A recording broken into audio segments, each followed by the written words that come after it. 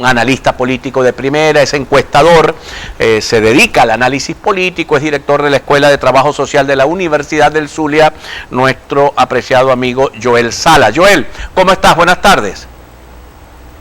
Buenas tardes, Juan Carlos. Oye, buenas tardes además al equipo de producción y muy especialmente buenas tardes a este caluroso pueblo de esta tierra bendita del Zulia. Bueno, muchísimas gracias, Joel. Vamos a meterle agua a la caldera. Yo quisiera que me dieras, vamos de lo general a lo particular. ¿Cómo ves la situación general del país? Gobierno, oposición, relaciones internacionales, reacomodos. ¿Cómo ves la cosa? Mira, Juan Carlos, Venezuela, y voy a iniciar sobre el proceso de la posibilidad de cambio político.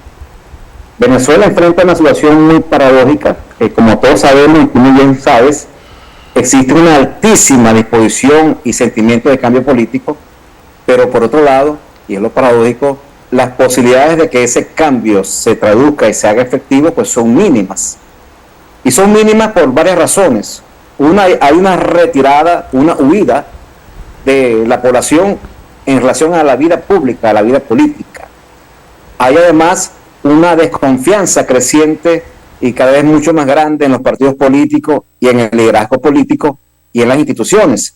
Pero además hay, y eso sí es muy lamentable y inquietante, lo estamos revisando, lo estamos estudiando, una pérdida de significado de los valores democráticos. A esto le sumas entonces además una población que se fragmenta, que se individualiza, que se hace indiferente frente al hecho político, frente a lo público, que se hace narcisa, sumado pues a unos partidos políticos cada vez más cerrados, que no son abiertos, que funcionan como tribus, funcionan como clanes, son tribales y narcisos, ¿no? Miran mucho hacia adentro de sus intereses, mucho hacia adentro de sus aspiraciones, incluso por encima de las aspiraciones del país. Todo este cuadro hace casi imposible que nosotros logremos el cambio político en el país. Ha sido de las cosas, una gran inquietud que tengo y quiero manifestarla, es que tenemos todas las posibilidades porque está un gobierno que en términos de gestión ha sido un desastre, todos lo sabemos, no tengo ni quisiera dar ejemplo para eso porque todos lo vivimos en términos de lo que es el quiebre de nuestra calidad de vida, pero ahí está, allí permanece frente a la posibilidad de que una dirigencia algún día cambie la perspectiva, dé un giro y suba su nivel político y entienda que como lo está haciendo está mal y consolida el gobierno en el poder. Mira, acaba de decir Indira Urbaneja en una entrevista que la mesa está servida para el triunfo de Maduro, dado este problema de fractura de la oposición venezolana, que yo deseo en el nombre de Dios que se recomponga de cara a las primarias. Pero en algún momento, Ramón Guillermo Aveledo habló de la cubanización de la política opositora en Venezuela. Yo, que me tocó vivir varios años en la ciudad de Miami, me tocó relacionarme con los cubanos del exilio, y hay varios tipos. Mira, está el exilio del año 60, que odia a los Castro y a todo lo que pasa en Cuba.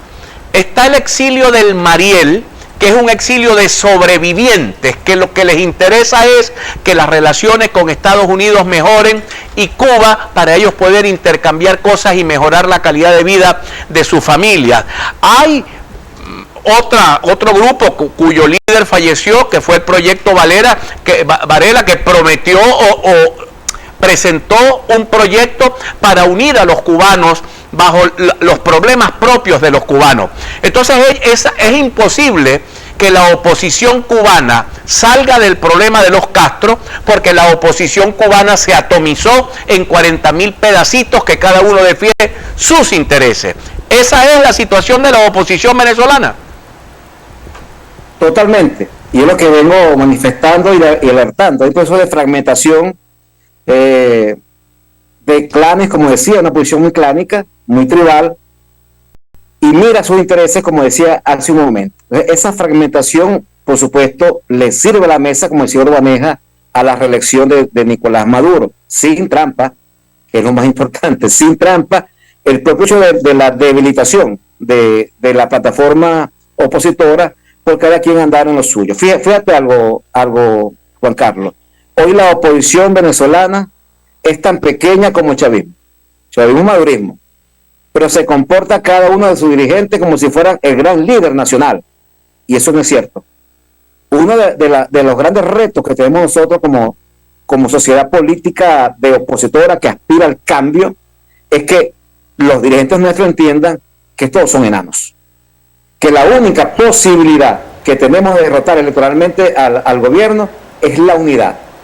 Es la unidad por un candidato, pero es la unidad real, ¿no? Que busca realmente a partir de la cooperación, de la solidaridad entre los dirigentes, de la unión frente a un propósito común que es el país, lograr realmente esa fortaleza. Creo que le hace falta estatura de Betancur, estatura de Villalba, estatura de Rafael Caldera a nuestra dirigencia política.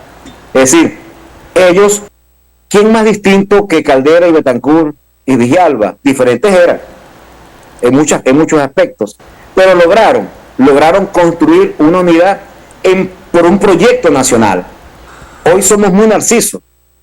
Cada uno de los dirigentes y cada uno de los partidos políticos en Venezuela mira mucho hacia adentro, a sus intereses, a su forma de creer, a su forma de pensar, a sus aspiraciones, y además se creen que son el gran líder nacional, cosa que, insisto, no ocurre. Cuando uno ve los estudios y uno palpa a la población venezolana en este sentido, son pequeños, son 20%, igual que el 20% el chavismo. Queda un grueso de venezolanos hoy desencantados, hoy apáticos, hoy indiferentes, hoy sin pérdida o con pérdida de esperanza de que se pueda producir el cambio, y eso por supuesto habla muy a favor de la posibilidad de reelección de Nicolás Maduro. Entonces creo que debemos reinventar el país, los partidos políticos deben repensarse, la dirigencia nuestra debe repensarse, ese concierto de egos que son todos debe de alguna manera reflexionar y ponerse a favor de las grandes mayorías y del cambio político. Ahora, así como vamos, lamentablemente, vamos hacia la consolidación y hacia la permanencia del régimen en el poder. Ahora, hay una vieja conseja india, por lo menos yo lo seguía, los que veíamos las series de vaqueros. Los indios colocaban el oído en el piso para escuchar cuando venía un grupo de jinetes a caballo. Como el piso, la onda viaja por los sólidos, se podía escuchar a la distancia aún sin verlo. Hago la analogía con la opinión pública. Si la opinión pública dice lo que tú nos estás mostrando, ¿por qué no hay un propósito de cambio, un propósito de enmienda? Lo que decía Baltasar Porra, un retiro espiritual, hermano querido, para que bajemos las banderas de nuestras propias pequeñeces y levantemos las banderas del país, de los ciudadanos de este país. ¿Qué pasa que no logramos entender eso? Sí, yo creo por lo que te decía hace un momento, creo que hay primero una cultura muy caudillesca en el país, ¿no? Cada dirigente es caudillo y aspira, por supuesto, a tomar el poder. Además, son partidos cerrados, muy egocéntricos, muy de mirar hacia el interior, no hay desprendimiento, hay intereses grupales por encima de los nacionales, de la gran sociedad venezolana. Creo que falta desprendimiento, creo que falta la humildad como para bajar del caballo, pegar el oído a la tierra y saber por dónde vienen los pasos.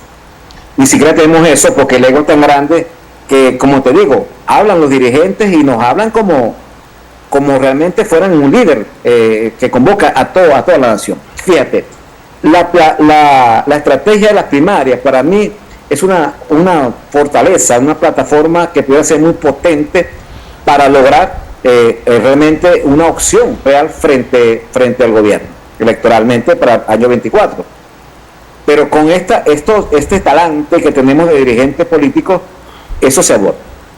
Unas primarias como la que estamos viviendo, como la que estamos empujando, pudieran servir para lograr cohesionar el voto, para evitar incluso y subir el coste político a quienes quieren ir por fuera y dividir. Puede además servir para posicionar a un candidato, adelantar campaña, que es lo que estamos haciendo. Hoy arranca la campaña de la primaria hasta el 24.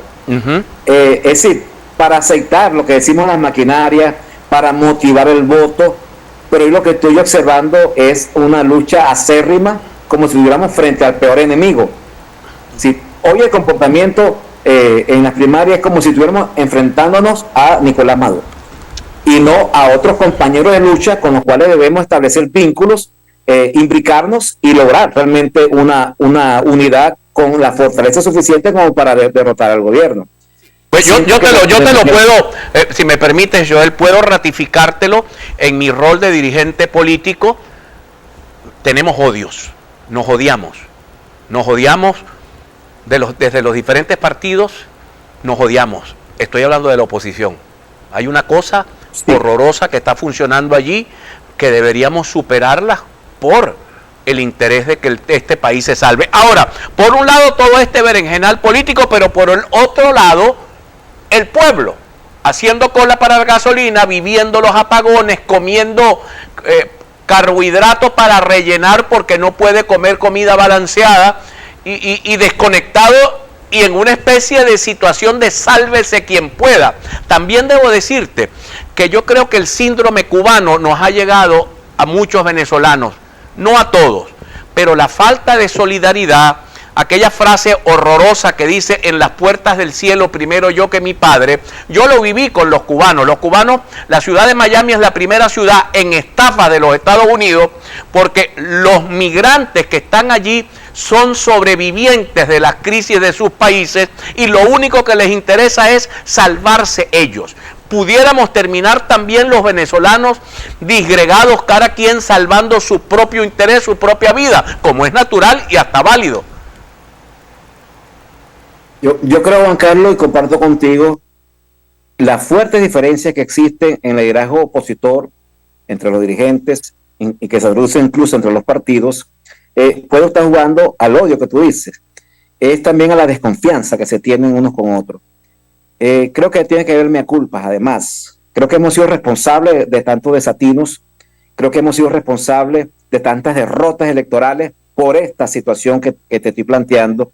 Creo que si hay realmente un sentimiento y unas ganas de derrotar al gobierno y de establecer una nueva vía, un nuevo camino para el país, pasa porque reflexionemos esto y dejemos este tipo de actitudes a un lado y podamos realmente vincularnos en una plataforma real donde, entre otras cosas, discutamos el proyecto del país. Porque fíjate, Juan Carlos, algo que es muy importante.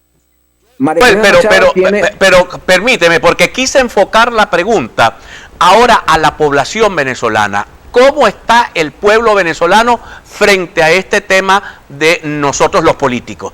¿Cómo está la población? ¿Cómo percibe la sociología, la psicosociología del ciudadano venezolano, de eso que llamamos el ciudadano de a pie? Bueno, Juan Carlos, ese es quizás el tema mucho más preocupante. Es más alarmante.